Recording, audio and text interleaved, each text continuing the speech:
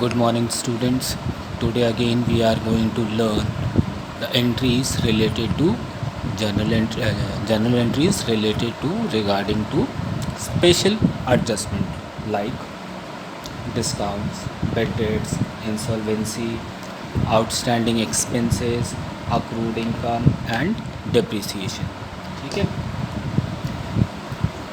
Our our first adjustment is discount. Basically, there are three types of discounts are there. First one is trade discount.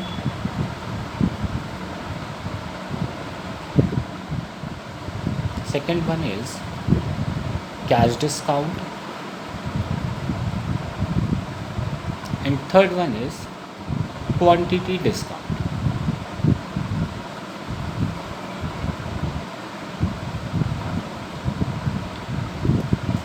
Trade discount is the discount which is given by a businessman to businessman. This transactions is only available or done between the two parties or the two businessmen. It does not entered in the books of account.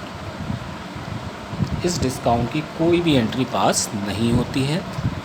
हाँ, ये deduct करके amount इसका लिखा जाता है. Second one is cash discount.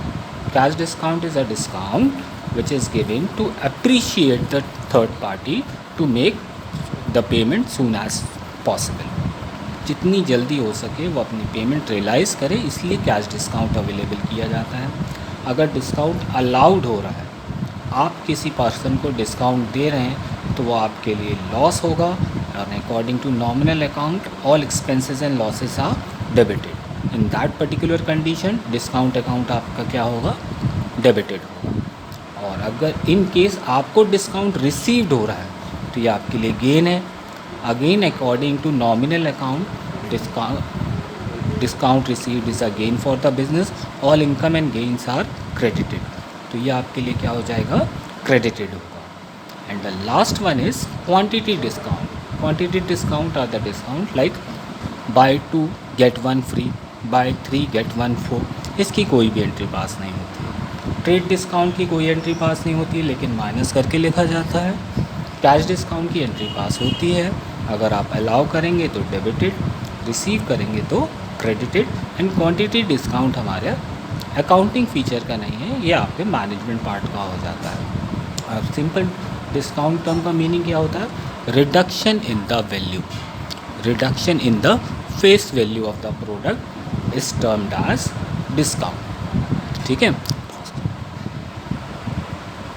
Suppose our transaction is purchase goods for cash worth rupees 50,000 at 20% trade discount and 10% cash discount. 20% trade discount and 10% cash discount. First of all, deduct the amount of trade discount, that is 20% of 50,000. Net purchase amounted comes to rupees 40,000.